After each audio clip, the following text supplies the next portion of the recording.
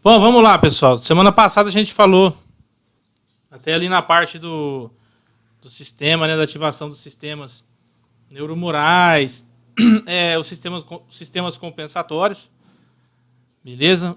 Vamos entrar hoje então já na parte clínica mesmo, falar dos fatores de risco. Os fatores de risco aí entram como idade, né? Aquele paciente maior a 60, 65 anos, vai depender do protocolo que você for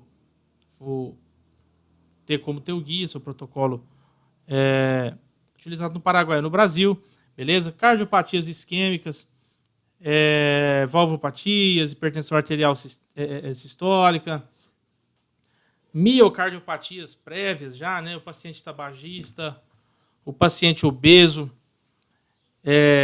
portador de diabetes mellitus, o paciente que já tem hipertrofia de ventrículo esquerdo, cardiomegalia, que é aquele aumento da sineta cardíaca, beleza? Paciente que já tem transtorno de ritmo e repolarização, né? Aquele paciente que você faz eletrocardiografia e observa lá algum transtorno de ritmo, algum bloqueio, enfermidade coronária prévia, desde infarto agudo do miocárdio, estenose coronariana, e quadros de anemia. Dentre desses fatores aí que a gente citou, as arritmias, né? A gente entra ali como conceito fisiopatológico, né? A redução do tempo de enchimento ventricular. Então, dependendo essa arritmia, você não tem um enchimento ventricular adequado, beleza? E outro tipo de fator desencadeante também que a gente tem que citar são as infecções. Por que as infecções? Porque esse quadro de insuficiência cardíaca gera quadros de congestão pulmonar, né? Então, a própria congestão pulmonar pode facilitar o desenvolvimento de infecções respiratórias, beleza?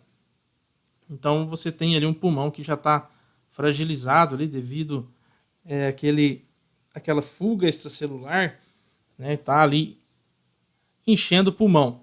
Então, o que acontece? Associação febre, taquicardia, né? O paciente começa a ficar hipóxico, aumenta a demanda metabólica e o paciente não consegue suprir essa demanda metabólica ali por parte da parte respiratória dele, beleza? Como até mesmo a endocardite bacteriana, né? Endocardite, por ela ocasionar uma destruição valvular, né? Uma destruição valvar ali, pode provocar aí um episódio de insuficiência cardíaca aguda. A hipertensão arterial, ela vem ali como uma elevação brusca e excessiva das cifras tensionais, né? No caso que a gente falou lá para trás das emergências hipertensivas, beleza? Muitas vezes essa causa aí, ela vem por uma causa renal, por uma má aderência de um tratamento prévio que ele já estava fazendo contra a própria hipertensão arterial, tá? E ela ocasiona, né, mais frequentemente aqui, para levar esse episódio de insuficiência, a hipertrofia ventricular, beleza? Também pode provocar disfunção ventricular grave. E se não tratado, se isso daí passado batido, provavelmente esse paciente, também pela má adesão medicamentosa dele, vai se tornar um paciente cardiopata crônico, né? Insuficiência cardíaca crônica. Episódio de tromboembolia pulmonar. O que acontece? Você tem o gasto cardíaco baixo, né? Então você começa a ter uma estase circulatória. Você começa a ter um baixo fluxo circulatório. Então isso aí favorece a formação de trombos venosos, né? Então você tem ali episódios de trombose venosa pulmonar. Beleza? Bom, anemia. Por que a anemia tem a ver? Como você tem a diminuição de hemácia, você está tendo diminuição de transportadores de oxigênio, né? Que é a hemácia que carrega o oxigênio ali para cima e para baixo. Então você começa a ter um baixo fornecimento para aquela demanda metabólica, né? Então, aquele tecido tecido do miocárdio, começa a sofrer, porque não começa a não chegar àquela quantidade de oxigênio necessária. Tá? Os AINES podem piorar a função renal, né? Os AINES a gente sabe ali que tem uma atuação direta, ali uma excreção renal direta, então pode agravar a insuficiência cardíaca frente a uma retenção de líquidos. Remédios que possuem ali ação inotrópica, né? Então, como ação inotrópica negativa, né? A gente fala ali o verapamil, desencadeia a insuficiência cardíaca por uma disfunção ventricular grave. Os glucocorticoides também, eles causam retenção de líquido, né? O paciente baixo corticoterapia, o paciente que faz uso de antidepressivo, aquele paciente que está inchado, né?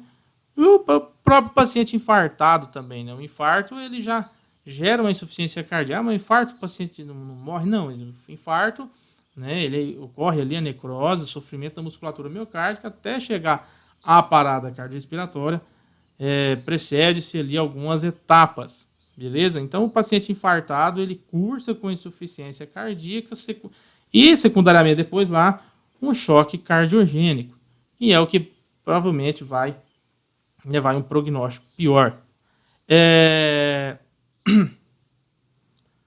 Estados circulatórios hipercinéticos, né? Que são aqueles processos febris. O próprio processo febril, ele tende a cursar também com um ataque cardíaco. O paciente tende a fazer taquicardia, né? Frente a infecções. A gravidez, né? Entra como um estado circulatório hipercinético. A tirotoxicose, o aumento de atividades físicas, beleza? Tudo isso aí vai entrar como um estado circulatório hipercinético. Bom, como que pode se apresentar essa insuficiência cardíaca? Ela pode ser aguda ou crônica. Ela aguda é quando ela tem um início rápido, né, uma piora rápida dos sintomas. Então, ela requer um tratamento urgente. Como assim? É aquela emergência cardiovascular, né? É aquele paciente que tem lá uma hipertensão,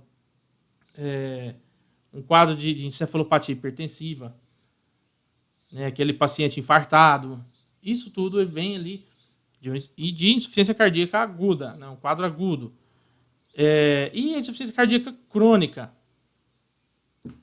A crônica, ela já cursa com aumento, ela já cursa ali de um aumento gradativo. É aquele paciente que vem ali de uma valvopatia, é um paciente já cardiopata, um paciente hipertenso de longa data, né? Aquele paciente que tem uma hipertensão de grau 1 ali, não trata, fica levando ali, e até que se instaure esse quadro de insuficiência cardíaca crônica. Para ele ser um quadro de insuficiência cardíaca aguda, você tem que ter um rápido desenvolvimento da sintomatologia desse paciente. Tá? É bem assim, semelhante quando a gente fala lá naquele paciente que chega categorizado naquela emergência hipertensiva, né? Um início brusco daquela sintomatologia e uma sintomatologia mais agressiva. Depende da patologia e depende do tratamento que você vai catalogar o prognóstico desse paciente, tá? O que pode aparecer nesse episódio de insuficiência cardíaca aguda? Edema agudo de pulmão, beleza? O que acontece? Quando você tem uma forma mais grave de insuficiência cardíaca, né, principalmente a insuficiência cardíaca aguda, quando tem essa exacerbação, né, uma exacerbação súbita, você tem ali um aumento muito, muito significativo da pressão capilar pulmonar. Então, tende-se a cursar com edema agudo de pulmão. Beleza? O quadro de edema agudo de pulmão, o quadro clássico, ele é inconfundível. O que acontece? Aquele paciente que apresenta ansiedade extrema, beleza? Outra característica, o paciente ele transpira em abundância, o paciente pálido e frio, beleza? O paciente está taquipneico, ele respira muito rápido, tá? Ele tem um drive respiratório acima de 30, beleza? Você observa tiragem costal no paciente. O paciente, às vezes, ele tosse, uma expectoração que tende a ser rosada, né? É esse paciente. E esse paciente, ele não suporta ficar em decúbito, ele não suporta ficar deitado. Tá? Esse paciente, no máximo, você vai manter ele em cabeceira elevada a 45 graus. Você não deita esse paciente. É aquele paciente que ele começa, falando a grosso modo, ele se afoga no próprio líquido. Beleza? Ele se afoga com o líquido que está dentro do próprio pulmão dele, que ele mesmo ali produziu. Beleza? Então, esse paciente, você não deita esse paciente. Tá? Esse paciente é furosemida nesse companheiro aí, é um diurético osmótico, um manitol, e descomprimir esse paciente aí, drenar fluido desse paciente. Beleza? Quais são essas condições predisponentes para esse quadro de edema agudo de pulmão? Primeiro, quando a gente tem uma insuficiência sistólica, né, uma disfunção lá do ventrículo esquerdo. Também disfunção ventricular diastólica, tá? Bem no ventrículo esquerdo. Também obstrução do trato saído do ventrículo esquerdo, beleza?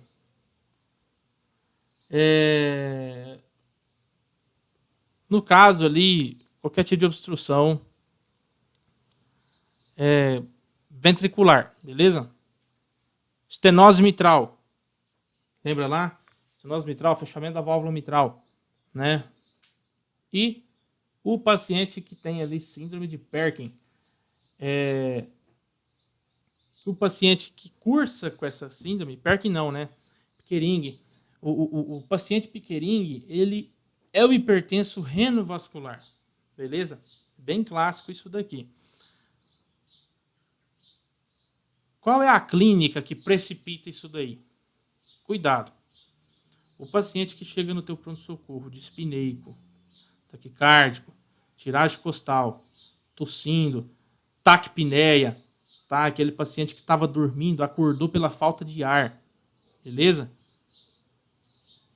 Abre o olho e já fala, o senhor está tomando o remédio do senhor certinho?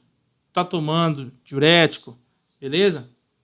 Porque acontece, pode acontecer, aquele vozinho, aquela vozinha está em casa, acaba o diurético, algum parente ali, algum familiar demora 4, 5 dias para levar o diurético para ele de novo, para ele repor.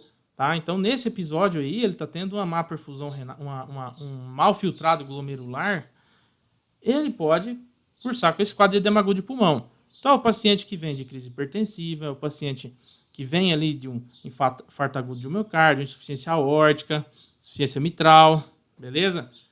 É aquele paciente que vem depois de sobrecarga de fluidos. Por isso que, principalmente no trauma, você não passa mais aquele paciente vítima de trauma que chegava com hemorragia, você passava 2, 3, 4 litros de soro fisiológico ou de lactato de Ringer, né?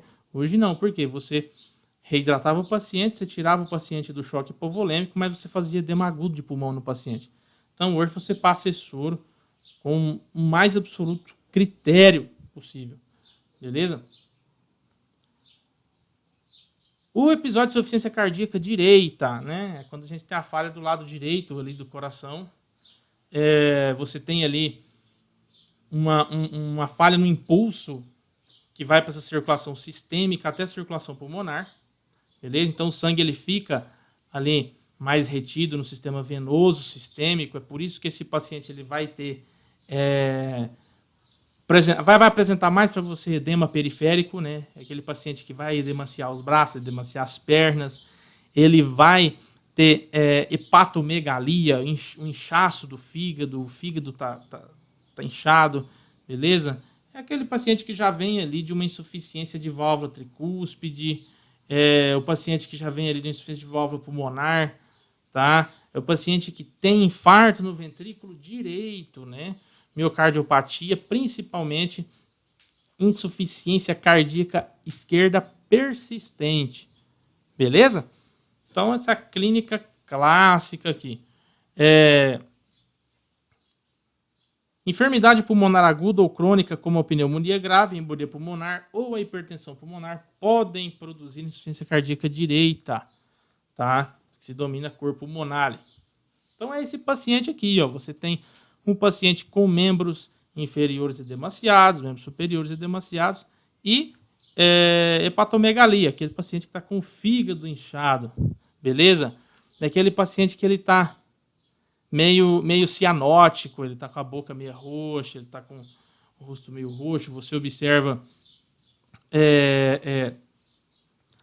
ingurgitação jugular nesse paciente, né? Você observa a veia jugular dele saltando mesmo, tá? Por quê? Porque está sobrecarregado o sistema venoso está com muito volume dentro, tá? Então a clássica aqui é a ingurgitação jugular. Já na insuficiência cardíaca esquerda, você tem o quê? Incapacidade do lado esquerdo do coração. Só que aqui, lembra que o outro lá era da circulação sistêmica para o pulmão. Aqui já é diferente. Aqui é do pulmão para o sistema. Tá? Aqui já muda a direção do fluxo. Então nós temos aqui, principal causa, infarto, beleza? E algumas miocardiopatias, que é a própria hipertrofia, o paciente que tem ali um coração já hipertrofiado, tá? E aquele paciente que ele tem que manter o tórax ali bem expandido para conseguir respirar bem, beleza? Já é aquele paciente que você tem um pulso prolongado, tá? Então aqui, uma tabelinha bem característica de ambos os lados, tá? E a sintomatologia característica de cada um. Então, na esquerda, quando a insuficiência cardíaca esquerda, você tem edema agudo de pulmão, porque você sobrecarrega o sistema venoso, né? Você tem intolerância ao exercício, o paciente não tolera exercício, beleza? Ele tem dispneia a esforços. Então, o paciente cursa com palpitações, né? Com angina, que é aquela dor precordial. O paciente pode cursar com desmaios, síncope. E aquele paciente que tem extremidade fria. É bem característico. O paciente que tem extremidade fria associada à insuficiência cardíaca esquerda. Já na direita, sim.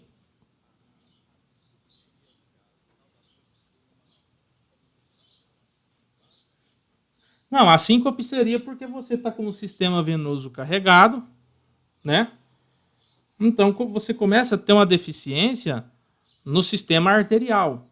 Você tem ali uma redução do nível de oxigênio que está correndo na corrente sanguínea mesmo, devido a uma sobrecarga do sistema venoso. Tá?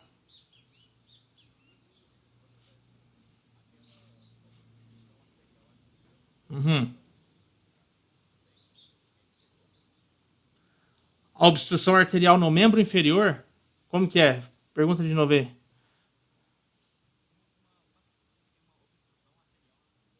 Sim.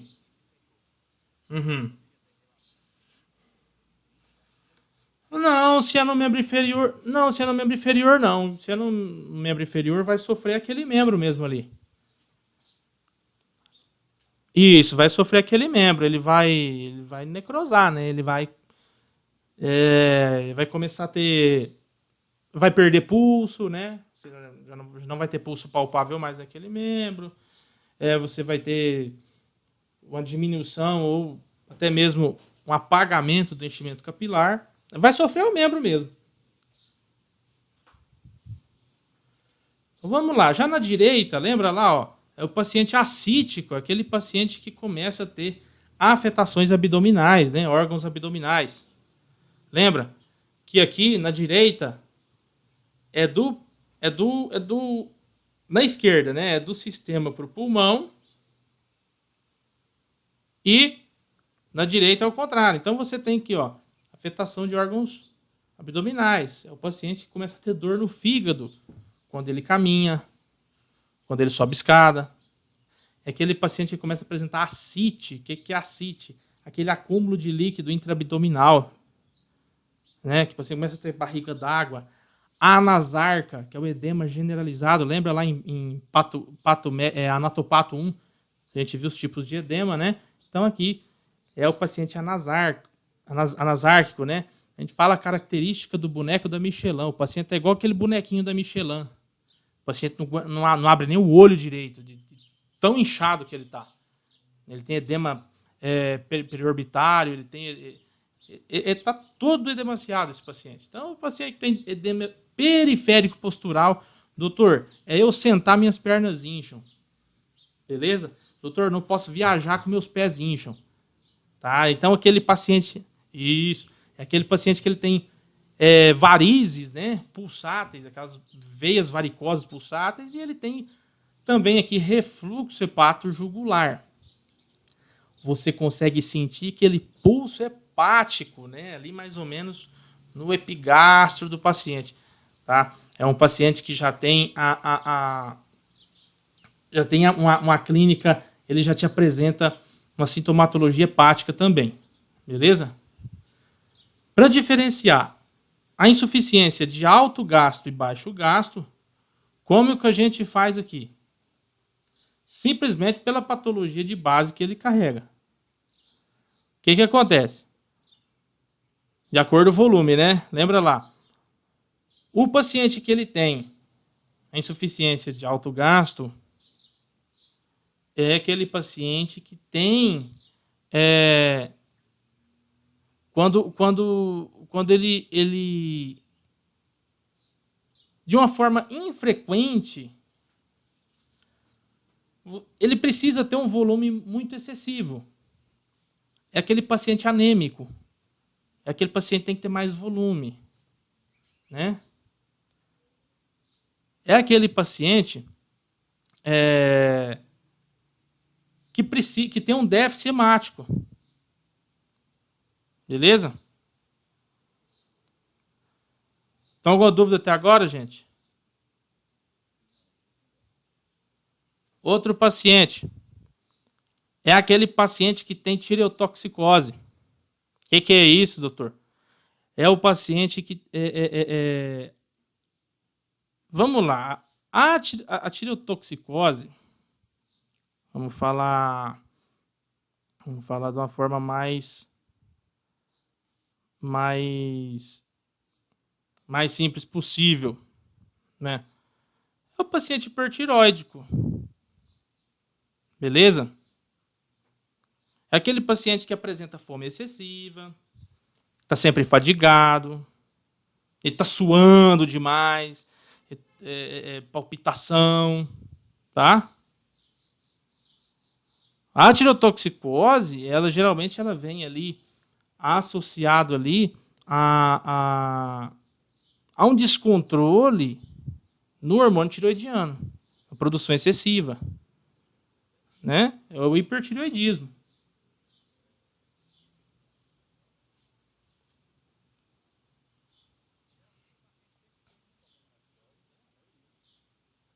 Depende, tá?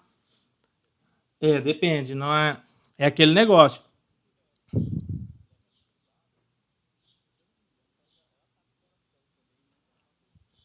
Sim, por causa da tirotoxicose, né? Porque você começa a ter um excesso de produção do hormônio tiroidiano, então você requer um alto gasto metabólico, você precisa de um gasto cardíaco alto. Beleza? Outra coisa aí, ó. Enfermidade de Paget. O que é isso, enfermidade de Paget? Essa enfermidade de Paget vamos lá, é um problema... É uma enfermidade que ela tem muito assim, uma associabilidade à velhice. Beleza? O que acontece? Você tem ali um impedimento na substituição do tecido ósseo antigo para um tecido ósseo novo. Beleza? Geralmente é assintomático, enfermidade de Paget. Então, é aquele paciente que começa a apresentar deformidade óssea. Aquele osso. É como se fosse uma osteoporose. Beleza? Ele não chega a ser uma osteoporose porque ele não tem uma degradação do tecido ósseo ali. Ele não chega a ter uma osteopenia, né? Isso, ele não diminui massa óssea. Ele apenas não tem um crescimento de massa óssea novo. Não regenera. Já de baixo gasto, a insuficiência cardíaca de baixo gasto é quando você tem qualquer transtorno que afeta a capacidade do coração de bombear sangue. Que é a cardiopatia isquêmica. Beleza? O que é isso? É o paciente ter obstrução coronariana. Beleza? É o clássico infartado. Também. Sim. É um paciente que já te inspira mais preocupação. O quadro clínico é o mesmo. É o paciente dispineico. Né? Você tem uma falha do ventrículo esquerdo. Então você tem todo aquele aquele negócio lá, tá sobrando volume, beleza? O volume está sendo bombeado corretamente. É o paciente ortopneico. O que é isso? É o paciente que deitou, tem falta de ar, tá? Cuidado com esse paciente ortopneico, que ele fala assim, deitor, é a hora que eu deito me dá falta de ar. Esse aqui pode estar começando a fazer edema de pulmão, viu? Dispneia paroxística noturna. O que é isso? São episódios de dispneia que acordam o paciente. Aí o paciente, ele levanta, ele dá uma esticada nas pernas, ele deixa as pernas penduradas, aquele volume descende um pouco, dá uma aliviada no tórax dele e acaba a dispneia. Asma cardíaca. Como assim asma cardíaca? O paciente começa a ter broncoespasmo por causa de edema peribronquial. Enche de líquido em volta do brônquio. Beleza? Por isso que ele recebe o nome, asma cardíaca. É um broncoespasmo secundário à insuficiência cardíaca. Tá? Tosse, nictúria. O paciente, ele deitou, ele começa a urinar. Ele deita, o corpo dele está em decúbito, equilibra aquela pressão hidrostática, então o rim começa a trabalhar melhor. O filtrado começa a ser melhor. Beleza? O paciente sudoreico está suando demais. Né? O paciente ali ele tem vasoconstrição cutânea. Ele tem fadiga. Por que ele tem fadiga? Quando ele começa a fazer algum exercício, alguma coisa, requer um gasto cardíaco maior, requer o consumo metabólico, o coração não está dando conta de mandar aquele fluxo correto. E hepatalgia, porque o paciente começa a ter aquela hepatomegalia congestiva. Beleza? Vamos lá. Aquela dor, aquilo ocorre porque começa a ter uma deficiência do aporte sanguíneo aos tecidos. Como o coração, o paciente pode apresentar angina. Beleza? Ou secundários a sobrecarga retrógrada de líquidos. Então, dispneia, porque acumula líquido no pulmão, né, no interstício pulmonar. Aí eleva a pressão venosa e a pressão capilar, que é o cara que já começa a apresentar edema agudo de pulmão. Grandes esforços ou repouso. E toda aquela clínica que a gente já viu. Beleza? Dor no hipocôndrio direito por causa do fígado. Confusão mental, porque começa a ter hipoperfusão cerebral. Está faltando sangue lá no cérebro. Então o paciente... Oi.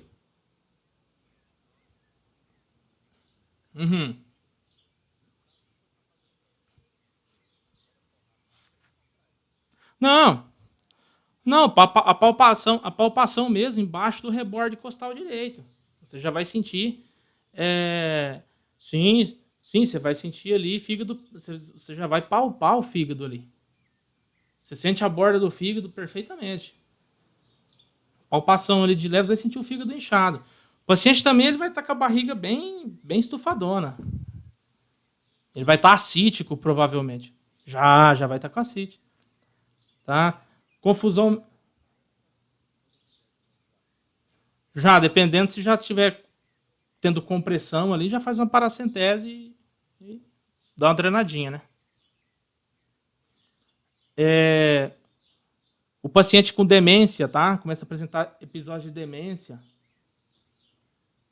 Pode ser por causa da velhice. Não, não é. Às vezes é por causa da insuficiência cardíaca. Beleza? Respiração de Cheyne-Stokes. O que é respiração de Cheyne-Stokes? O paciente cursa com apneia, tá? Hiperventilação. Quando respira, ele puxa mesmo, assim, bem profundo. E depois ele cursa com a hipocapnia. Beleza?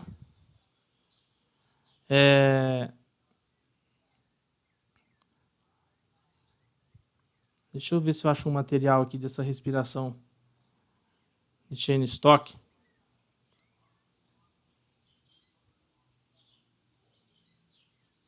Mas eu acho que eu não vou ter aqui, não.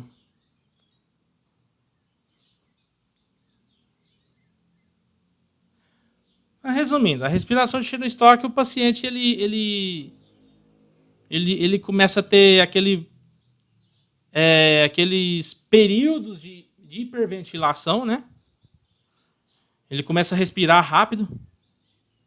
Ele começa fraquinho, aí ele começa a respirar rápido, ele faz uma taquipneia, né?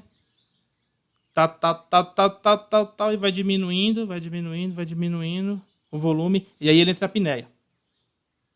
Aí ele para 1 minuto, quase 1 minuto, e começa de novo. Começa fraquinho, vai aumentando, né? Aquela taquipneia, vai diminuindo, entra a apneia de novo. Beleza? E a crônica, ela vem ali associado por problema no ventrículo direito, né? Já é isolado aqui mais. Beleza? Mais frequente, há uma falha esquerda do coração. Beleza? Muito importante, o paciente que cursa com insuficiência ventricular direita, as formas mais graves de dispneia tendem a diminuir com respeito à intensidade e frequência. Beleza? Por isso você tem aqueles quadros congestivos, né? De fígado e pulmão e tal. Beleza? Vamos falar da classe funcional, pelo menos até hoje, gente. Quantos minutos a gente já fez? Bom, segundo a Associação Nova-Iorquina de Cardiologia, essa classificação aqui ela é padrão, tá? Você classifica de 1 até 4.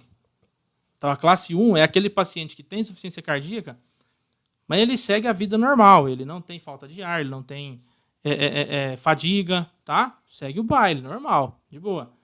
O paciente que tem insuficiência cardíaca de grau 2 ou de classe 2 é aquele paciente que tem uma ligeira limitação na atividade física, tá? Ele não tem sintoma em repouso. Ele não apresenta nada. Só quando ele vai correr, ele vai fazer algum exercício, que ele vai apresentar alguma coisinha ali. Vai dar um desconforto no peito, vai ter fadiga, uma falta de ar.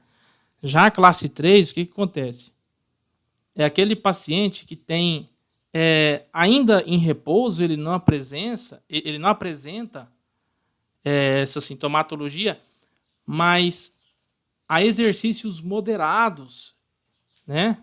Ele já tem essa sintomatologia de fadiga, dispneia, angina, né? Ainda não impede ele de trabalhar isso daqui. Já a classe 4, sim. A classe 4 é aquele paciente que está em repouso e o cara está com falta de ar. O cara está dispneico, beleza?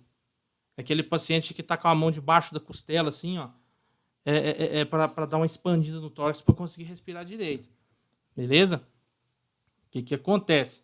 O paciente ele pode, ao longo do segmento da enfermidade dele, melhorar de classe ou piorar. Vai depender da adesão do tratamento dele. Beleza?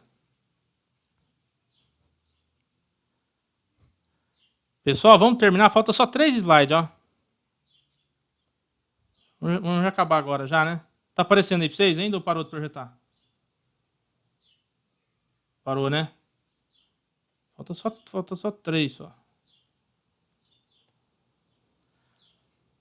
Entra também a síndrome cardiorrenal. O que é a síndrome cardiorrenal? É aquela insuficiência cardíaca no estágio já mais avançado, né? Que você tem ela associada à insuficiência renal. Beleza? Aquela deficiência no gasto cardíaco, lá do coração, vai produzir uma hipoperfusão renal. E aí você vai ter todo aquele descontrole naquela ativação neuromoral que a gente já viu na aula passada. Sistema renina-angiotensina-aldosterona e tal. Beleza. Né? Quais são outras enfermidades também que podem estar associados a isso aí? Diabetes. Beleza? A diabetes pode produzir uma insuficiência renal. E associado a uma hipertensão arterial, geralmente é mau prognóstico, desde quando esse paciente não tome as devidas medidas, né?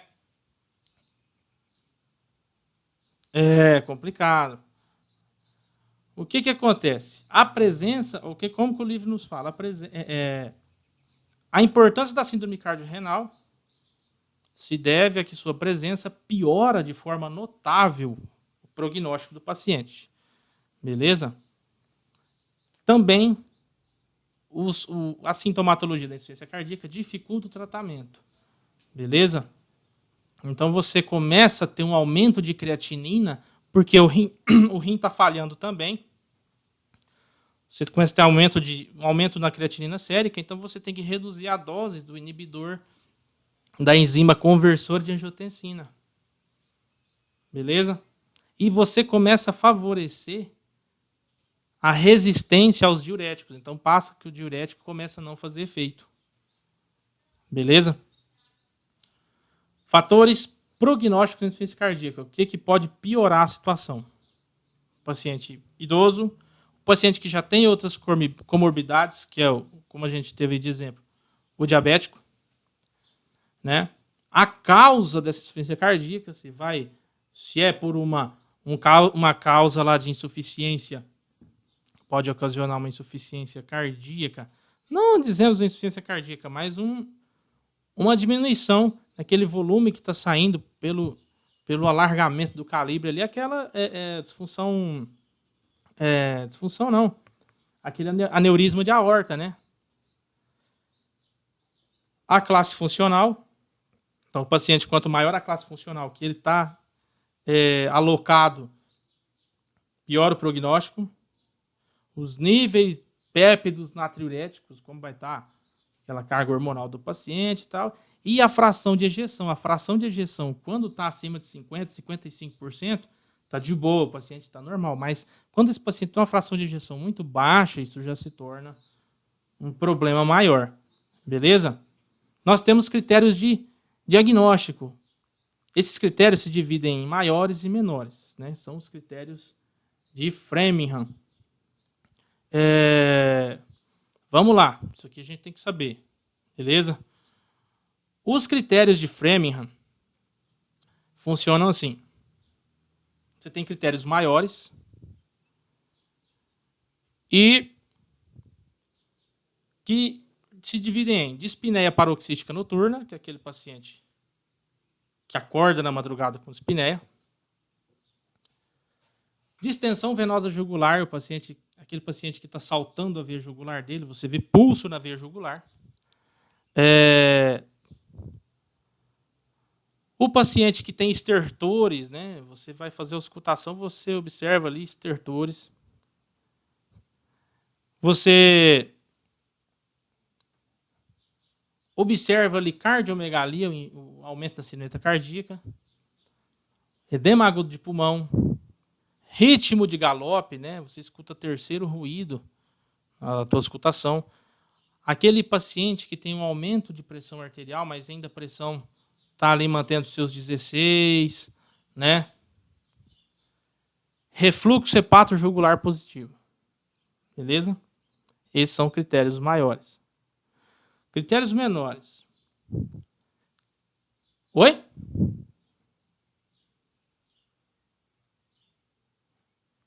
Fluxo jugular é aquele que eu falei para vocês. Você sente a veia jugular, a veia hepática do paciente pulsátil, palpável mesmo ali. Na região ali de epigastro, mais ou menos. E os critérios menores, né? Os critérios menores é o edema, paciente inchado, né? Membro inferior, tosse noturna, dispneia, beleza? Paciente dispneico. Mas essa dispneia é aquela dispneia ainda a esforços, beleza?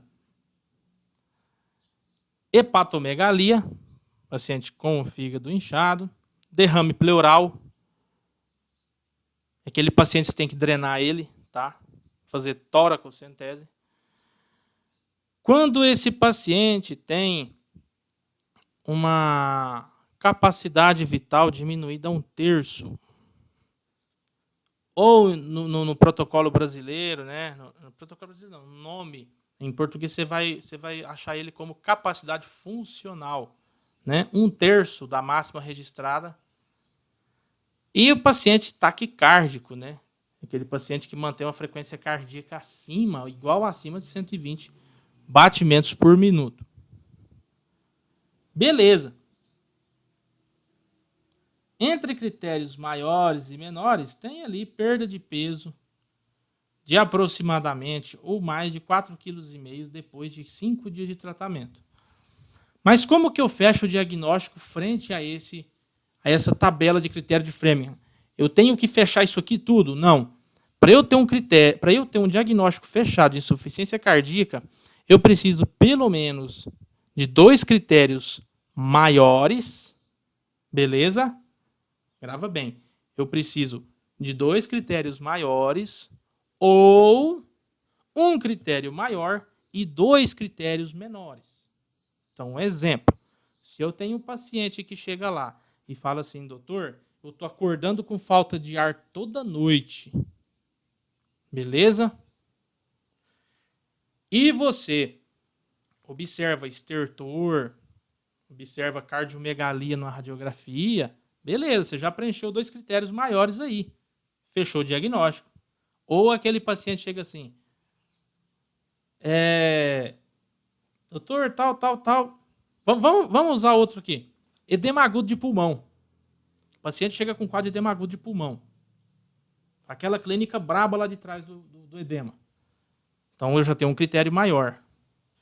E aí você observa, o paciente apresenta edema em membro inferior, né?